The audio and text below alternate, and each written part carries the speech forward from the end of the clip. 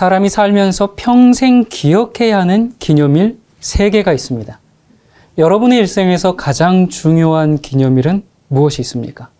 첫 번째는 누구도 예외 없는 내가 태어난 생일이죠. 사실 나 생일 기억하고 싶지 않아, 이렇게 그런 마음이 든다 할지라도 우리가 이렇게 어디 앱이라든지 어디 이렇게 하다 보면 어디 가입하려고 하면 항상 뭘 적으라 그래요? 생년월일을 항상 넣어야지 회원 가입이 됩니다. 그래서 자기 생일을 기억하지 않으면 이 세상을 살아갈 수 없도록 해놨습니다. 자기 생일 모른다고 하면 치매병원에 가야 합니다. 그래서 내가 그날을 기억하고 싶든 안 하든 어쨌든 기억해야 하고 내가 태어난 날을 알아야 하죠.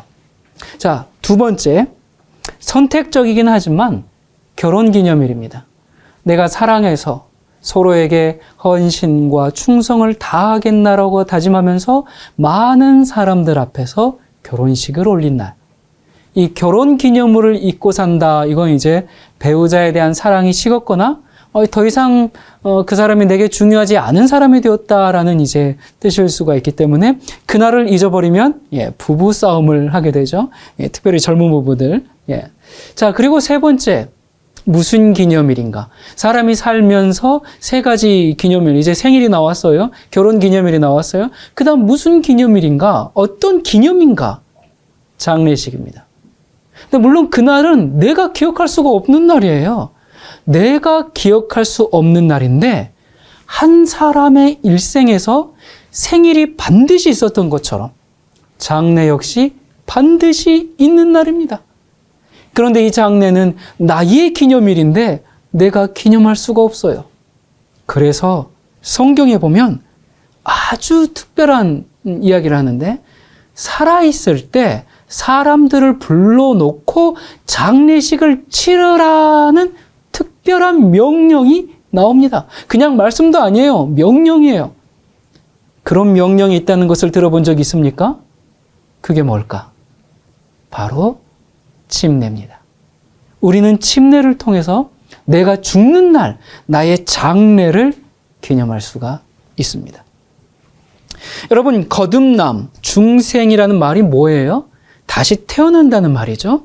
예수님께서 요한복음 3장 5절에 예수께서 대답하시되 진실로 진실로 내게 이르노니 사람이 물과 성령으로 나지 아니하면 하나님 나라에 들어갈 수 없느니라. 그러니까 하나님 나라에 들어가려면 다시 태어나야 하잖아요. 그런데 무엇과 무엇으로 거듭난다 그래요? 물과 성령. 성령으로 거듭나는 것은 우리 다른 시간에 말씀을 나누도록 합시다. 오늘은 물로 거듭나는 것. 그게 뭡니까? 물은 침례를 말하죠. 침례를 받은 날은 내가 다시 태어난 날이기 때문에 나의 생일입니다. 영적 생일을 잘 기억해야 합니다. 하늘에 회원 가입하려고 하는데 침례 받은 적이 없으면 곤란하죠. 마가복음 16장 16절에 믿고 침례를 받는 사람은 구원을 얻을 것이요 믿지 않는 사람은 정죄를 받으리라. 침례를 받는 사람은 뭘 얻어요? 구원을 얻는다고 성경에서 말씀하고 계세요. 그래서 예수님이 이 땅에 살아계실 때, 그분이 계실 때 공생의 기간 동안 가시는 곳곳마다 침례를 베풀었습니다. 요한복음 3장 22절이요. 예수께서 제자들과 유대 땅으로 가서 거기 함께 유하시며 침례를 베푸시더라. 예수님이 직접 베풀었는지 예수님의 제자들이 베풀었는지 정확한 기록은 없지만 아무튼 예수님이 가시는 곳마다 침례를 베풀었어요. 자, 예수님께서 십자가에 돌아가시고 부활 승천하신 후에도 제자들은 예수님 안 계시니까 이제 그만하자 그랬나요?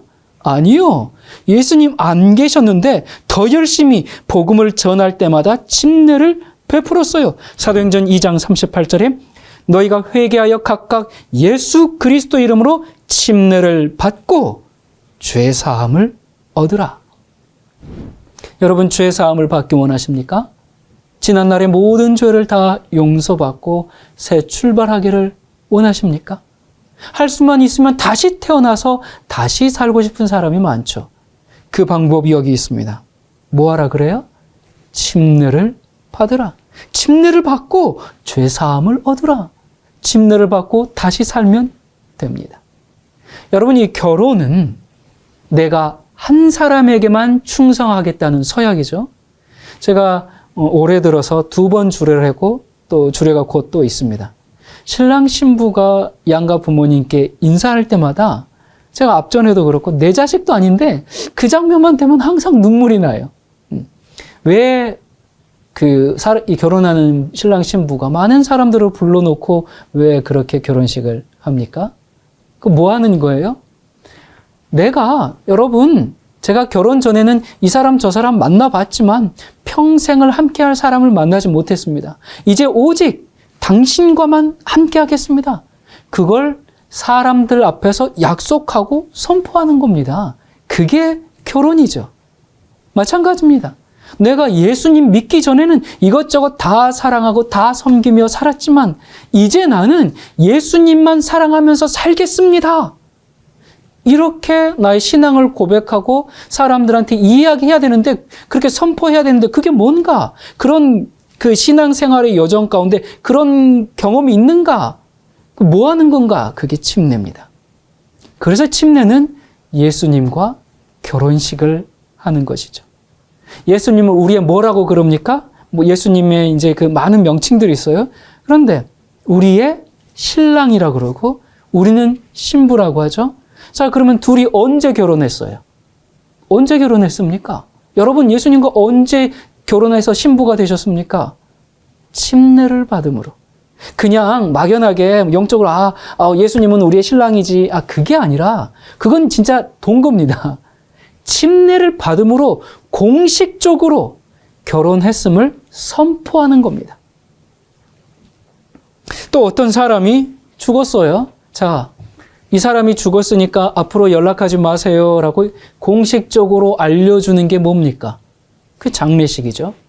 마찬가지로 침례는 나는 오늘 제삿날입니다. 오늘이 나의 제삿날입니다. 침례는 죽음을 상징하죠. 실제로 그 예식에서는 잠시 동안 숨을 멈춰요. 물속에 완전히 장사 지내는 것이죠. 이제는 옛 친구들에게 나는 죽었다. 그러니 자꾸 나를 불러내지 마라. 나는 옛 사람에게서 죽었고 옛 취미에서 죽었고 옛 사상에서 죽었다. 그걸 공식적으로 선포하는 신앙 고백이 침례입니다. 그래서 세상 장례식에서는 슬퍼서 눈물을 흘리는데 영적 장례식에서는 기뻐서 춤추고 찬양하는 특이한 장례식입니다. 여러분, 우리가 살면서 이런 장례식을 언제 해보겠습니까? 로마서 6장 3절과 4절에 무릇 그리스도 예수와 합하여 침례를 받은 우리는 그의 죽으심과 합하여 침례를 받은 줄을 알지 못하느냐?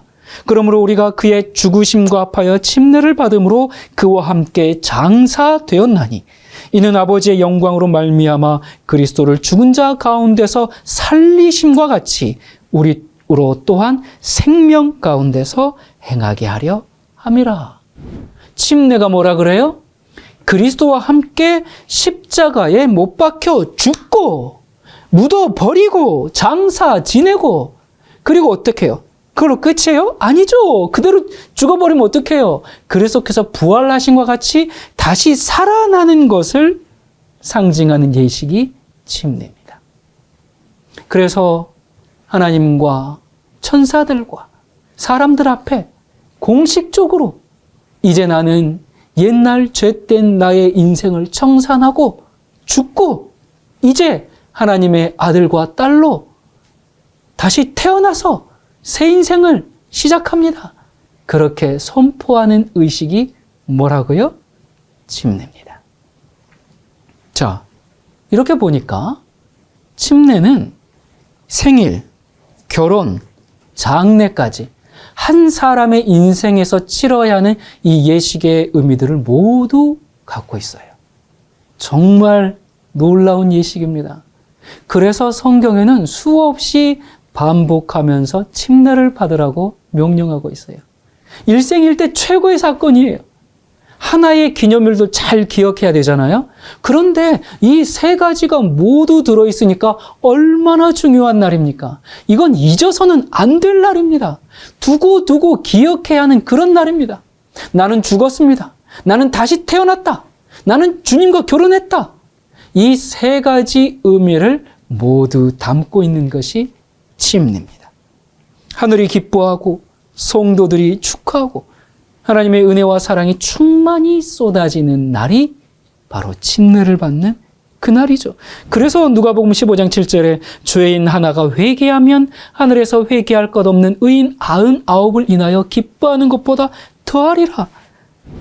침례를 받는 그날 온 우주가 신앙 고백을 하는 그 사람의 모습을 보면서 하늘의 기쁨이 충만합니다. 그래서 교회는 이 침례식을 잘 준비해서 모든 성도들이 함께 기뻐하고 축하하는 은혜로운 시간을 만들어야 하죠. 우리가 살면서 믿음의 시험을 받을 때 하나님을 바라보는 시야가 점점 흐려지고 세상의 것이 점점 커져 보일 때 주님과 함께 침례받던 날을 기억하시기 바랍니다. 죄에 대한 유혹이 밀려오고 주님에 대한 사랑이 식어갈 때 그리스도와 함께 십자가에 못 박혔던 침례를 기억하시기 바랍니다. 나는 세상에 대하여 죽었다. 나는 그리스도 안에서 새로운 피조물로 다시 태어났다. 나는 결혼 서약을 충성스럽게 지켜야 한다. 난 주님과 별거하고 이혼하고 살 수는 없다. 여러분 사시면서 기억하고 기념할 날이 없어서 쓸쓸하십니까? 육신의 생일을 축하하듯이 영적 생일을 기념하고 축하하는 것도 좋은 일입니다. 하늘에서 태어났으니 육신의 생일보다 정말 더 축하해야 되는 그런 날이죠. 우리가 태어날 때는 어려운 가정에서 또 어려운 형편에서 또 불행한 어떤 그런 환경 속에서 태어날 수 있어요. 그러나 다시 태어날 때는 다시 거듭나는 그날에는 온 우주가 하나님과 모든 사람들이 함께 기뻐해주고 축하해주는 그런 생일입니다. 그러니 얼마나 오랫동안 기억하고 기념해야 할 날입니까? 그래서 성경은 예수님을 구주로 영접한다면 침례를 받으라고 말씀하고 있습니다. 번거롭게 그거 꼭 받아야 되나? 그렇게 생각할 수도 있는데 그러면 그게 뭐라는 거예요? 그건 예수님을 구세주로 안 받아들이겠다라는 말과 같아요. 왜 그래요? 나의 믿음을 공식적으로 표현하기를 거절하는 거니까. 나는 죄인인 것을 인정하고 예수님께서 내 죄 때문에 십자가에 달리신 나의 구주라는 것을 인정한다. 그러면 뭘 받으라는 거예요? 침례. 그까짓 거 안 받아도 마음이 중요하지. 아닙니다. 그리스도와 함께 죽고 다시 살겠다는 그 마음의 결심을 외적으로 표시하는 겁니다. 아니야, 마음이 중요하지. 여러분, 마음만 갖고는 안 돼요. 저 사람이 날 사랑한다고는 하는데 사랑해. 근데 결혼은 하지 말자. 예. 그러면 이 사람이 나를 진짜 사랑하는 건지 아닌지 내가 어떻게 알겠습니까? 여차하면 그냥 딴 남자, 딴 여자한테 가려고 결혼을 안 하고 저렇게 미루는 것인가? 그렇게 생각하지 않겠습니까? 그래서 침례는 내가 예수님과 결혼해서 이제 살겠습니다라는 그런 혼인 예식이고 혼인 서약입니다. 이 침례교가 아닌 사람의 성경책은 세례라고 되어 있을 텐데요. 아마 한국에는 장로교가 많으니까 대부분 세례라고 된 성경을 읽고 교회에서도 그렇게 이야기하겠죠. 근데 세례는 물을 뿌리는 거거든요. 여러분, 이 물을 뿌리는 세례는 여기에 제가 말씀드린 그런 세 가지 의미를 전혀 담고 있지 못하죠.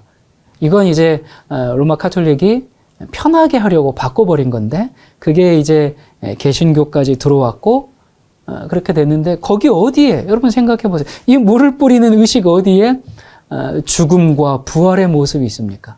뭐 교회에 입교하는 과정으로 어떤 행사나 절차, 종교 의식으로는 뭐 의미가 있을지 몰라요. 그러나 성경이 말한 그리스도와 함께 죽고 다시 사는 그 의미는 전혀 담고 있지 못합니다. 사실 저도 모태신앙으로 유아 세례를 받았어요. 그리고 유아 세례 받은 사람들은 나중에 어떻게 됩니까? 세례 문답, 그냥 입교식 문답하잖아요. 그리고 입교했습니다. 여러분, 그게 어떻게 성경의 침례를 대신할 수 있겠습니까? 침례는 직접 내가 신앙을 고백함으로 물속에 완전히 잠겨서 죽어야 해요. 그리고 다시 태어나는 거듭남의 예식입니다. 나는 이제 그리스도와 죽겠습니다. 함께 죽겠습니다. 함께 십자가에 못 박히겠습니다. 그리고 이제 내 인생을 주님께서 부활하심과 마찬가지로 인생을 주님께 맡기고 그리스도와 함께 살겠습니다. 이제 난 주님만을 의지하면서 그분과 함께 동거하면서 살겠습니다. 이런 의미를 침례가 담고 있죠.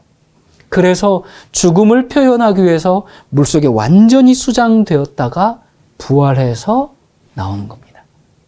어떤 분이 그래요. 물속에 잠기는 거 말고 그게 번거로운데 다른 방식으로 죽었다가 살아나는 것을 표현하면 안 되나요? 예, 안 될 것까지는 없어요. 근데 어떤 방식으로 한번 우리 해볼까요? 목매달았다가 3초 후에 벗을까요? 그 자칫하다가는 진짜 죽을 수가 있어요. 아니면 땅을 파서 이렇게 딱 묻은 다음에 다시 얼른 파낼까요? 건져낼까요? 그러면 땅은 삽으로 팔까요? 아니면 포크레인을 부를까요? 너무 번거롭죠. 아니면 정말 예수님의 우리 모본이시니까 그냥 예수님처럼 십자가에 우리 달려 죽자. 그래가지고 실제로 그냥 못을 박아버릴까요? 십자가 달아놓고. 예, 그러면 아마 뉴스에 나올 거예요. 완전 사입이 되겠죠? 예. 그래서 물속에 잠겼다가 다시 나오는 이 침례야말로 얼마나 하나님이 지혜로우신 방법입니까? 그래서 사도 바울이 이렇게 우리에게 말씀하죠. 갈라디아서 2장 20절 너무 유명하죠? 내가 그리스도와 함께 십자가에 못 박혔나니 그런즉 이제는 내가 산 것이 아니요 오직 내 안에 그리스도께서 사신 것이라. 이제 내가 육체 가운데 사는 것은 나를 사랑하사 나를 위하여 자기 몸을 버리신 하나님의 아들을 믿는 믿음 안에서 사는 것이라. 자, 이 말씀 너무 유명해요. 많은 사람들이 암송하는 말씀이에요. 자, 그러면 바울이 지금 내가 그리스도와 함께 십자가에 못 박혔다 그랬는데 바울이 언제 그리스도와 함께 십자가에 못 박혔어요? 대답해 보세요. 그냥 말로만 나는 이제 못 박혔어. 뭐 그렇게 그냥 얘기한 거예요? 아니죠. 언제 못 박혔어요? 예? 골로새서 2장 12절에 보면 침례로 그리스도와 함께 장사되고, 이게 뭐예요? 그리스도와 함께 십자가에 죽는 거죠. 근데 무엇으로요? 침례로 장사되고 또 죽은 자들 가운데서 그를 일으키신 하나님의 역사를 믿음으로 말미암아 그 안에서 함께 일으키심을 받았느니라. 자, 이게 내가 그리스도와 함께 십자가에 못 박혀 죽었고 그리스도와 함께 다시 살아난 것이다. 이게 그냥 입으로만의 고백이 아니라 침례를 통해서 바울은 더욱더 이렇게 말할 수 있었어요. 그래서 엄밀히 말해서 침례를 받지 않은 사람은 이 갈라디아서 2장의 말씀을 자기 신앙으로 고백하고 이렇게 말하기에는 약간의 부족함이 있습니다. 물론 이제 영적으로 우리가 어떤 마음으로 이렇게 말할 수는 있지만 실제적으로 못 박혀 죽는 신앙을 고백하고 선포하는 그 경험이 바로 골로새서에서 말씀하듯이 그게 뭐라고요? 침례로. 너희가 침례로.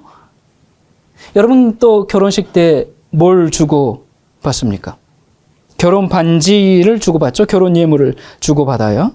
우리가 침례를 통해서 하나님과 결혼할 때 하나님이 우리에게 예물을 주십니다.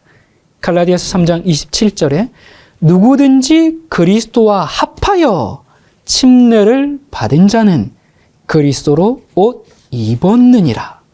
자, 침례를 받으면 뭘 주신다 그래요? 그리스도의 옷을 입혀주신다 그래요. 이 옷이 뭡니까? 그리스도의 의죠. 주님의 그 의로우심을 내게 선물로 주십니다. 죄인인 나를 의롭다고 선언해 주십니다. 우리가 왜 의인이에요? 침례로 말미암아 그리스도의 옷을 입었기 때문에. 근데 이것만 주시는 게 아니에요. 하나님께서 혼수 준비를 참 많이 하셨어요. 마태복음 3장 16절에 예수께서 침례를 받으시고 곧 물에서 올라오실새 하늘이 열리고 하나님의 성령이 비둘기같이 내려 자기 위에 임하심을 보시더니 또 뭘 주셨어요? 성령을. 예수님께서 침례 받으실 때 성령께서 임하셨어요. 자, 그러면 예수님에게만 임하는가, 이 성령이? 사도행전 2장 38절. 너희가 회개하여 각각 예수 그리스도 이름으로 침례를 받고 죄 사함을 얻으라. 그리하면 뭘 선물로 받아요? 성령을 선물로 받으리니. 우리를 의롭다고 칭해 주시고 이제 그 옷을 입고 거룩한 성도로 살 수 있도록 하기 위해서 성령께서 우리와 함께 하시면서 우리를 돕고 위로하시고 하늘까지 인도하십니다. 이 침례가 얼마나 놀라운 구속의 과학입니까?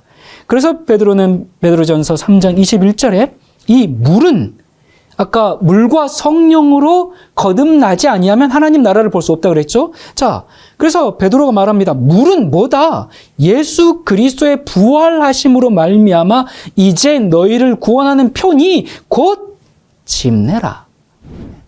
침례가 너희를 구원하는 표라고 했습니다.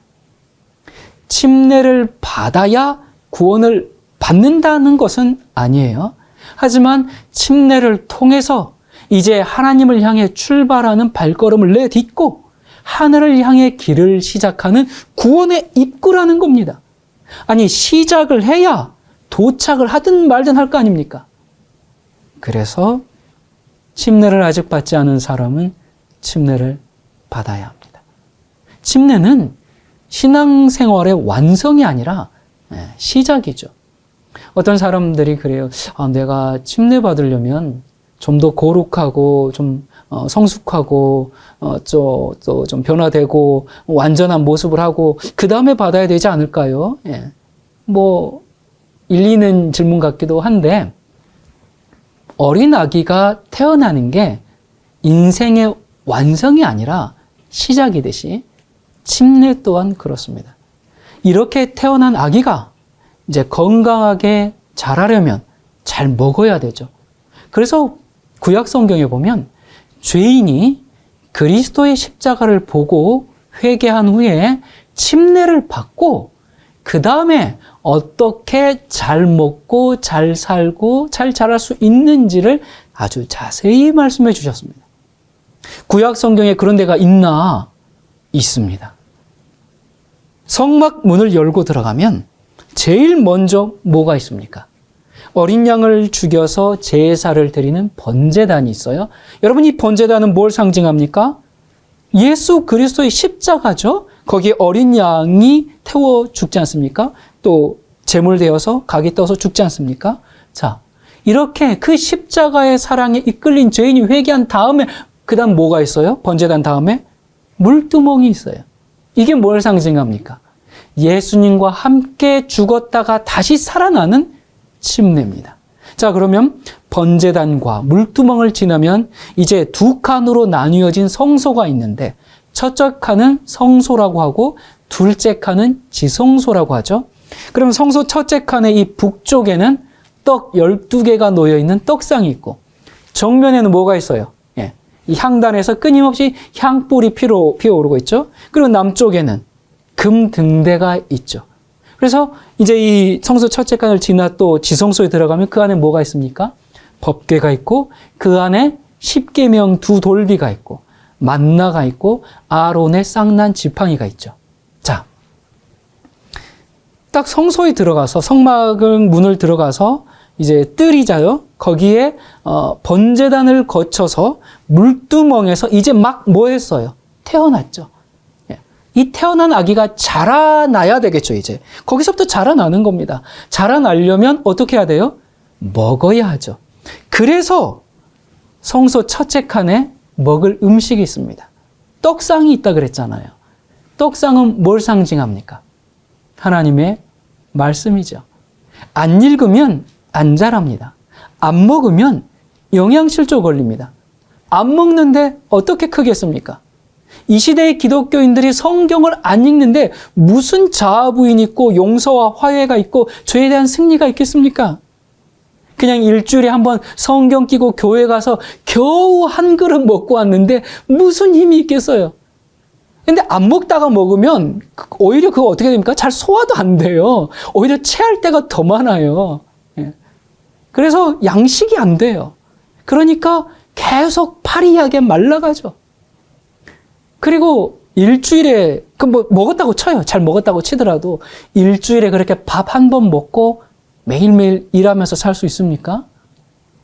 일은커녕 그냥 목숨이 간당간당 죽을락 말락 하면서 살아가겠죠. 마찬가지로 일주일에 한 번 설교 듣고 믿음이 자란다? 그거 있을 수가 없습니다. 그래서 수십 년 교회에 다녀도 안 자란 사람이 참 많죠. 하나님의 은혜로 겨우 목숨은 그냥 꼴딱꼴딱 유지하고 있는데 영적 양식이 안 들어가니까 아직도 어린애고 영양 불균형으로 잘못 자란 사람이 참 많아요. 그래서 몸은 다 큰 어른들이 어린애처럼 토라지고 싸우고 욕심 부리고 미워하고 그래요. 그거 왜 그럽니까? 양식을 안 먹고 자라서 그렇습니다. 어떤 사람들은 맛집만 찾아다녀요. 자기 입맛에 맞는 것만. 이 설교 저 설교 입맛에 맞는 설교만 골라 들으면서 이 설교는 이래 저 설교는 저래 설교 평론가가 돼가지고 마치 자기가 대단한 신앙을 하고 있는 것처럼 착각을 해요. 근데 정작 자기 영혼은 우리 말씀은 왜 듣는 거예요? 그 말씀에 따라서 내가 순종하며 하나님께 말씀대로 살기 위해서인데 정작 자기 영혼은 순종이 없으면서 그냥 늘 평가만 하면서 귀만 고급이 되어 있어요. 여러분 설교를 듣는 것은 인공호흡기 끼고 사는 겁니다. 아무리 많은 설교, 아무리 좋은 설교를 귀에 달고 살아도 그건 자기 양식이 아니에요. 물론 잠깐 깨달음은 줄 수 있어요. 또 그 말씀들이 내 삶의 동력을 불어넣을 수도 있어요. 물론 그런 역할을 하죠. 하지만 결국에는 내가 직접 하나님의 말씀을 읽어야 먹어야 살 수가 있습니다. 목사님, 저 옛날에 많이 읽었어요. 그런 거 소용이 없습니다. 일용할 양식이죠. 제가 지난주에 잔뜩 먹었으니까 한 달 동안 안 먹어도 됩니다. 여러분, 그러면 어떻게 됩니까? 배탈 납니다. 한꺼번에 많이 먹고 안 먹고 그러면은 이게 몸의 균형이 밸런스가 다 깨져버려요. 아무리 읽기 싫어도 꼬박꼬박 무조건 읽어야 합니다. 그래야 잘합니다. 그렇지 않으면 아무것도 안 돼요. 습관적으로라도 읽어야 되고요. 기계적으로라도 읽어야 해요. 머릿속에 하나도 들어오는 것 없는 것 같아도 시간 낭비야 그렇게 생각될 것 같아도 멈추지 말아야 돼요. 자꾸 그렇게 하다 보면 힘이 생깁니다. 사탄이 옛날에는 어떻게 핍박을 했습니까? 성경을 읽지 말게 했죠. 못 읽게 했죠. 성경만 갖고 있어도 로마 가톨릭이 다 사람들을 잡아가고 화형시키고 그랬지 않습니까? 이교도가 그렇게 한 게 아니라. 그리고 또 신앙을 제대로 못하도록. 근데 이 마귀가 이렇게 핍박해보니까 그게 별로 좋은 방법이 아니라는 걸 알게 됐죠. 왜 그래요? 사람은 하지 말라고 하면 자꾸 이상하게 더 하거든요. 그래서 작전을 바꿨어요. 어떻게 바꿨습니까? 얼마든지 교회 다녀라. 로마 제국을 통해서 이제 교회에 종교 자유가 들어오면서 마음대로 교회를 다니게 했고 또 성경 근데 교회는 다니는데 성경을 읽지 마라 이렇게 노골적으로 성경 읽지 마 그러면 또 사람들이 하지 말라는 건 하니까 읽을 것 같으니까 교회는 다녀라. 그리고 성경도 읽으려면 열심히 읽어라. 그런데 성경을 대신할 것을 쫙 깔아놨죠. 스마트폰, 연속극, 게임, 정치, 스포츠 온갖 것들을 다 늘어놓고 그런 거 하고 그런 거 보느라고 성경을 못 읽어요. 그러니까 성경이 재미가 없어요. 유튜브는 몇 시간씩 보면서도 성경은 10분도 읽기가 힘들어요. 머리에 안 들어옵니다. 그래도 참고 견디면서 매일 정말 30분이든 1시간이든 읽어야 합니다. 그걸 습관화해야 합니다. 의지가 약해질 때 나의 습관이 지원군이 됩니다. 나의 결심이 약해질 때 습관이 도와줍니다. 그러니 습관이 될 때까지 안 읽고 싶어도 읽어야 합니다. 눈이 아파서 읽을 수가 없다면 오디오 성경을 들으세요. 남이 전해주는 그런 설교는 반찬이고 하나님이 직접 하시는 말씀을 먹어야 합니다. 우리가 반찬만 먹고 살 수는 없잖아요. 양식, 주된 양식을 먹어야죠. 여러분, 우리가 육신의 양식도 밥은 안 먹고 싶어도 뭐 먹잖아요. 하루에 3끼는 안 먹더라도 한 끼는 먹잖아요. 그거 왜 그래요? 왜 그렇게 챙겨 먹어요? 안 먹으면 죽으니까. 근데 그것보다 더 챙겨 먹어야 하는 게 영적 양식이에요. 똑같아요. 안 먹으면 죽어요. 예수님이 40일 굶고 나서 뭐라 그랬어요? 사람이 떡으로 사는 게 아니고 말씀으로 산다 그러셨어요. 여러분, 배가 부를 때는 누가 그런 소리 못합니까? 그런데 예수님이 40일을 굶고 나서도 말씀을 먼저 생각하실 수 있었던 것은 예수님의 평생의 습관이 말씀과 함께하는 것이기 때문에, 밥 먹으면서 사는 게 뭔지 아시기 때문에, 영적인 양식을 먹어야 살 수 있다는 걸 아시기 때문에, 침례를 받고 태어난 영혼은 말씀을 먹으면서 자라고 또 숨도 쉬어야죠. 생명의 호흡을 해야죠. 어떻게 호흡하는가? 그게 성소 첫째 칸에 있는 이 분향단이 뭘 상징합니까? 기도입니다. 기도는 영혼의 호흡이에요. 숨 쉬는 거예요. 숨을 쉬어야 사는 거예요. 먹기만 해서 못 살아요. 숨도 쉬어야 돼요. 떡상을 통해서 우리가 하나님의 말씀을 먹었으면 이제 분향단을 통해서 하나님께 기도할 수 있어야 합니다. 여러분, 하나님은 막 일방적이길 원하시지 않거든요. 넌 듣기만 해 하면서 막 그냥 줄줄줄줄 말씀하고 너는 무조건 순종, 복종, 그렇게 하지 않으세요. 우리 얘기를 듣고 싶어 해요. 그런데 우리는 하나님 말씀을 들으려고는 안 하고 일방적으로 내 얘기만 하죠. 그러니까 하나님의 뜻대로 구하는 게 아니라 내 뜻대로 구할 수밖에 없어요. 하나님 말씀 안 먹었으니까, 안 들었으니까 하나님의 뜻이 뭔지를 알아야 하나님의 뜻대로 구하죠. 그러니까 내 뜻대로만 구하니까 그 미세먼지 꽉 찬 오염된 호흡을 계속하고 있는 거죠. 맑은 공기 마시면서 바른 호흡을 하면서 살려면, 기도를 제대로 하려면 먼저 뭐 해야 해요? 말씀을 먹어야 해요. 자, 그 다음에 뭐가 있어요? 금등대가 있어요. 등대는 무슨 역할을 합니까? 어둠을 밝히는 빛이죠. 그게 뭡니까? 영혼을 돌보는 사랑의 삶이죠. 낮은 곳에서 섬기는 봉사의 삶이고, 복음을 전하는 전도의 삶이죠. 이 봉사와 전도는 영혼의 운동입니다. 등대처럼 주변에 빛을 비춰야 하죠. 여러분, 우리가 건강하기 위해서 운동해야 됩니까? 그렇습니다. 근데 영혼이 건강해지려면 뭘 해야 되는가? 전도해야 합니다.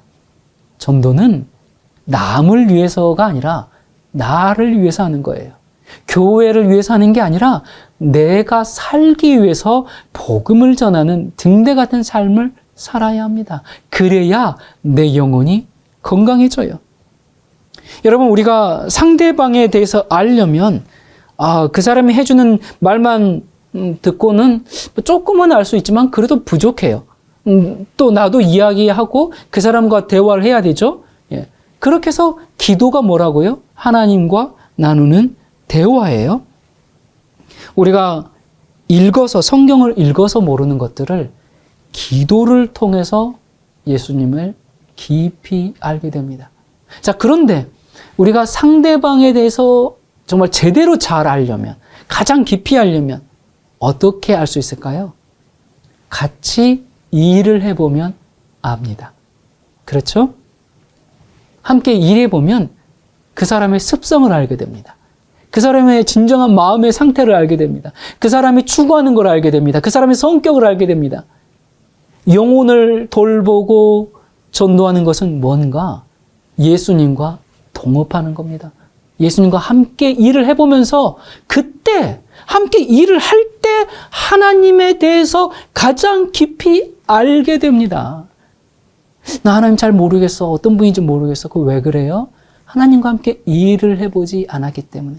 또 하나님을 알아도 피상적으로 아는 경우가 있어요. 왜 그래요? 정말 하나님의 마음이 뭔지, 하나님의 뜻이 뭔지 영혼을 긍휼히 여기면서 안타까워하면서 영혼을 섬기는 일을 해보지 않았기 때문에 하나님을 알 수가 없어요. 그 일을 해보면 아, 하나님의 마음이 이렇구나. 아, 하나님이 이렇게 하길 원하시는구나. 그걸 알게 되죠. 짠뜩 먹는데 운동을 안 해요. 여러분 그러면 몸이 어떻게 됩니까? 각종 성인병 생겨요. 비만되고. 영적 생활도 마찬가지예요. 똑같아요. 일하지 않고 전도하지 않고 봉사하지 않고 운동하지 않고 그냥 계속 주구장창 성경만 읽어요. 계속 읽어요. 성경 박사 돼요. 그렇게 해서. 그렇게 되면 환자가 됩니다. 영적 환자 돼요. 성경 많이 읽었는데 환자가 돼요. 그 말씀 어디 몇 장 몇 절 펴봐. 거기 있지? 그거 이런 뜻이야. 저런 뜻이야. 성경은 잘 가르치는데 그 사람 성경 참 많이 아는 것 같은데 이상하게 그 사람이 하는 말은 은혜가 없어요. 왜 그래요? 성경의 말씀이 자기의 삶 속에서 경험되어지는 게 아니라 말씀이 그냥 지식과 정보로 쌓여 있을 뿐이에요. 그냥 기억력 좋은 것 뿐이에요. 그러면 교만병에 걸립니다. 각종 영적 성인병에 걸리는데 이건 육체의 성인병보다 훨씬 치료가 더 어려워요. 유대인들이 그렇게 살다가 민족적으로 멸망했지 않습니까? 제사장들은 그 멸망에 선봉에 섰어요. 왜 그렇게 됐어요? 우리는 진리 백성이야. 우리는 남은 무리야. 우리는 택함 받았지. 우리만큼 성경을 잘 아는 사람이 어딨나? 그러다가 교만으로 눈이 어두워져 가지고 메시아를 죽였잖아요. 그래서 우리는 성경 읽는 것 좋죠. 기도하는 것 좋은데 빛을 비추는 등대와 같은 삶, 복음을 전하는 전도자의 삶을 살지 않으면 심각한 성인병에 걸린다는 걸 명심해야 합니다. 자, 신앙을 시작할 때 무엇으로 시작해요? 번제단이었어요. 십자가입니다. 다른 이유가 없고 다른 길이 없어요. 십자가로 시작하고 침례를 받아요. 그 다음에 성경을 읽으면서 나를 위해서 죽으신 예수님에 대해 점점 더 알아가죠. 예수님을 알아가면서 그렇구나. 낮아지는 것이 높아지는 것이구나. 섬기는 것이 위대한 것이구나. 비우는 것이 채우는 것이고 죽는 것이 사는 것이구나.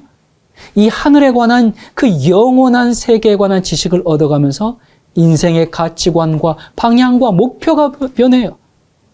전에는 사람들에게 대접받고 세상에서 잘 나가고 돈 잘 벌고 이런 것이 최고의 가치인 줄 알고 그걸 얻기 위해서 그렇게 아둥바둥 살았는데 그게 아니구나.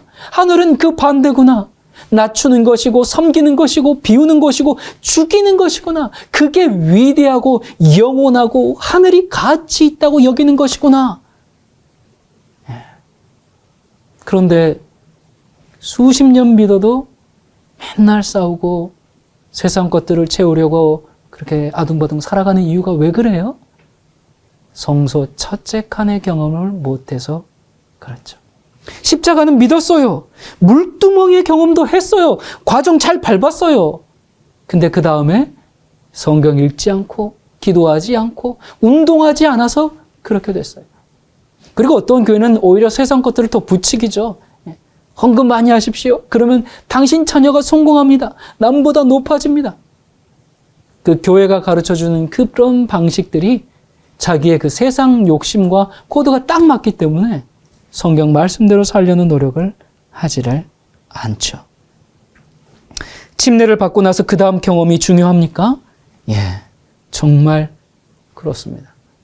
우리가 사는 이 시대는 미혹의 시대예요. 혼돈의 시대고 곳곳에 거짓과 기만이 넘쳐나서 정신 똑바로 차리고 살고 싶어도 살 수 없게 만드는 그런 광란의 시대입니다. 이러한 때에 우리가 예수님의 재림의 그날까지 어떻게 서 있을 수 있을까?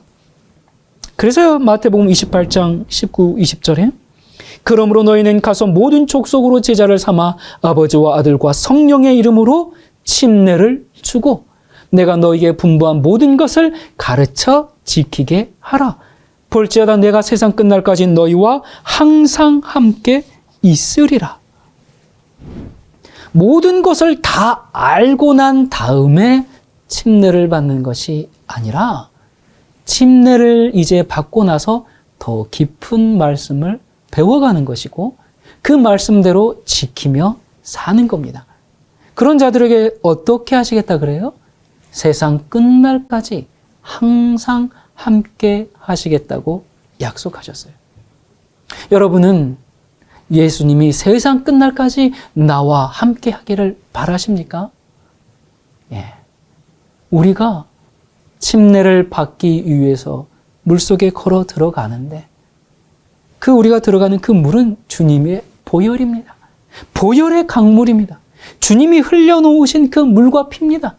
그 피 속에 잠겼다가 일어남으로 우리는 새 사람 되고 새 인생을 살게 되는 것이죠.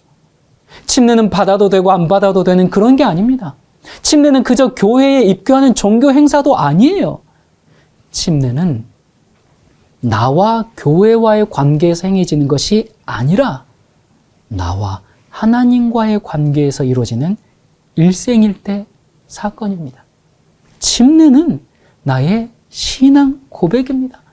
신앙 고백한다고 사도신경 외울 필요가 없고 침례야말로 나의 신앙을 온몸으로 나의 온 일생을 걸고 받는 표현이 바로 침례죠.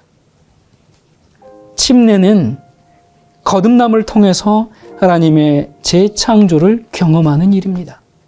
침례는 그리스도 안에서 다시 태어나는 것을 기념하는 영적 생일입니다. 침례는 하나님을 사랑하고 섬기겠다는 혼인 서약입니다. 침례는 그리스도의 말씀대로 새 인생을 시작하겠다는 고백입니다. 침례는 가장 엄숙하게 세상을 버리는 일입니다. 침례는 나의 옛사람, 나의 죄된 삶, 나의 어두웠던 과거는 묻어버리는 죽음입니다. 침례는 제단 위에서 번제물로 나를 태워드리는 향기로운 제사입니다. 침례는 하나님의 자녀가 된 나를 세상 끝까지 지키시겠다는 보증입니다. 침례를 받음으로 나의 신앙을, 나의 믿음을 하나님과 온 우주와 교회에 고백하고 다짐하는 것이며 그때 하늘은 나 때문에 말할 수 없는 기쁨이 충만케 됩니다. 사도행전 22장 16절 이제는 왜 주저하느냐 일어나 주의 이름을 불러 침례를 받고 너의 죄를 씻으라. 기도하시겠습니다. 우리의 하나님 아버지, 유대인이나 헬라인이나 종이나 자유자나 높은 자나 낮은 자나 모두가 다 같이 성부와 성자와 성령의 이름으로 침례를 받아 한 몸이 되게 하시고 한 가족이 되게 하심을 감사드립니다. 무엇보다 침례를 통해서 하나님이 나의 아버지요 나는 주님의 자녀라는 변치 않는 사실을 확인시켜 주셔서 감사드립니다. 아름다운 교회, 아름다운 공동체에서 주님을 섬기며 주님의 가족을 섬기는 건강한 그리스도인이 되게 도와주시옵소서. 그리스도의 보혈의 강 속으로 들어가 우리의 죄된 옛사람을 장사 지내고 주님과 함께 다시 사는 경험이 우리 삶에 충만케 해 주시옵소서. 우리를 하나 되게 하기 위하여 보혈의 피를 흘리신 예수 그리스도 이름으로 간절히 기도드립니다. 아멘.